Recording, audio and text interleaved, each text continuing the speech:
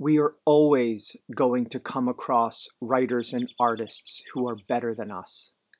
The fact of this isn't a reason to be self-critical or to give up altogether. Instead, it's an opportunity to go more deeply into your creative expression and to look at what you admire in these other writers and artists' work, and then to mine your own ability, your own sensibility. Hello and welcome to Devotion to Writing, a channel devoted to helping you cultivate a daily writing practice and to overcome doubt and fear in writing, and then to realize that you are creative abundance. I've been reading Bruce Springsteen's autobiography, Born to Run. Now, I'm not a devotee of Springsteen's work, but I do respect his songwriting and his musicianship. And I also love to discover how other artists, writers, musicians, creatives navigate the trials of a creative life. How do they make a creative life when having a creative life is filled with obstacles, filled with disappointments? And I love to see how they overcome these, how they navigate, and how they continue to work and to create. So if you're familiar with this channel, then you've likely realized that I often refer to the process and experiences of other creatives. It is one of the things I find my own inspiration in. It keeps me moving forward.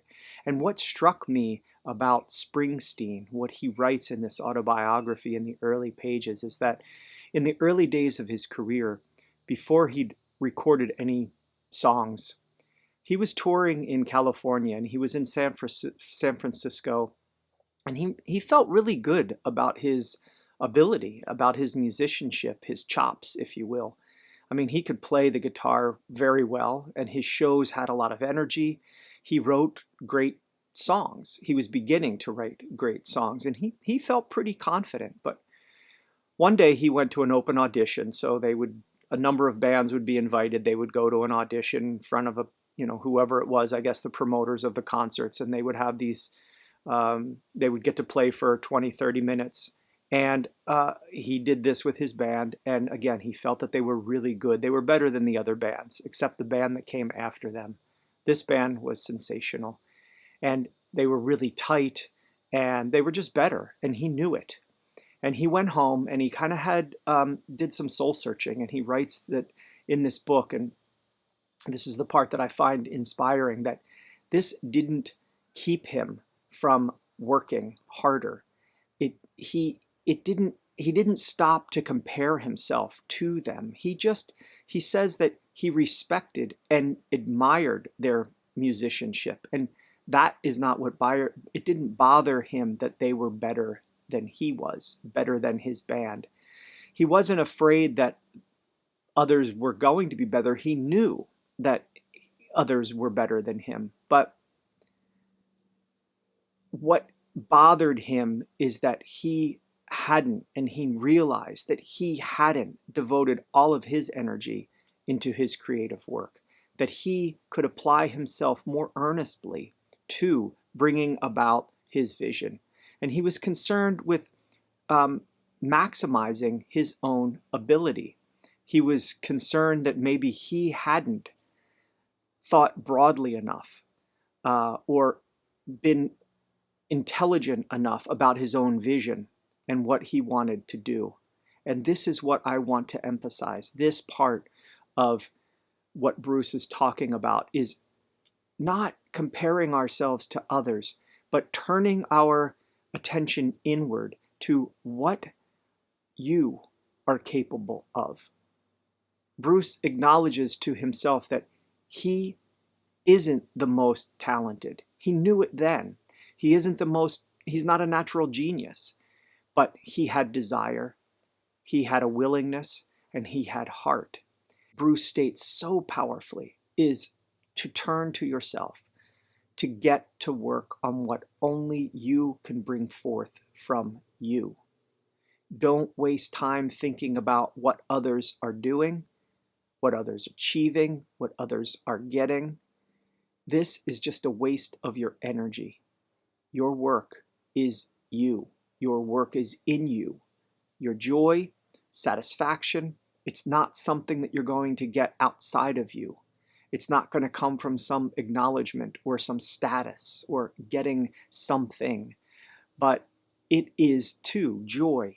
The satisfaction is also in you, and you get this from going to work or being absorbed in the practice. So get to work. And this reminds me, just saying this, that it's such a great error that so many struggling to create, to write, to be musicians or whatever it is, to follow their creative calling, a great error that they make is that they don't think being an artist is work. It is all that it is. Of course, we might enjoy writing tremendously. We might really love to write stories and poems, but that doesn't mean that it's not work. So we need to approach our art, our creativity as work with the same determination, sweat, discipline. We're not always going to feel like writing, but we write anyway. You're not always going to want to write. You're not always going to feel inspired. You're not always going to feel that you have something to say. But this has nothing to do with getting to the page and writing. If you are waiting for these conditions, the condition of inspiration or that you have something to say, you're not going to write.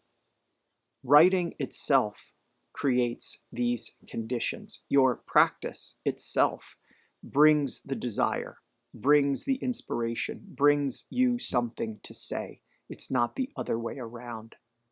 You were born to run, to create. You are creative. Believe it. Believe it. You're going to believe it and confirm it by showing up and practicing, by getting to work. You may not feel that you're as gifted as another writer, but that is not your subject. They are not your subject. Comparison is not your subject. Your subject is you. Turn your attention to yourself.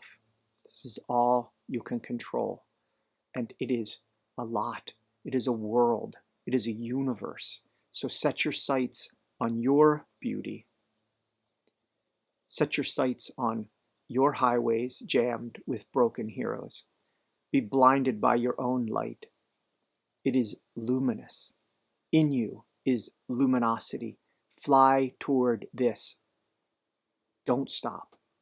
You are your material. The landscape of you, the environment of you with all your dreams and visions. This is your work. Your work is to realize you, these grand landscapes, these expanses in you. You came for you. And this is a good place to write today, I think, that you came for you. So here is your prompt. What did you come for? And when you're writing, I want you to expand your vision and your intellect. Do not be afraid to reach for something mad in your writing. Something, this doesn't make sense. This is crazy. It doesn't matter. Let language flow. And don't worry about if it's making sense. Don't worry about who is going to read this, if anyone. Don't worry about what it's going to be. Just write yourself along to some distant shore, some new shape, an expression which only you could make. Only you could make. I'd love to hear what you write. You can feel free, I invite you to share it with me in the comments, or you can message me at devotiontowriting.com. And also at devotiontowriting.com, you can find out about my upcoming in-person and online workshops, devotion to writing workshops, to get you to the page and writing daily, to overcome your blocks, your fears, your doubts, and just get you to experience the joy of writing. I'm always here to support your writing. So if you were inspired by this video, please like and subscribe and share it with a friend perhaps who may need a little creative inspiration as well. I hope you write deeply today. I know that if you do write, it'll be beautiful because beautiful is what you are. Blessings.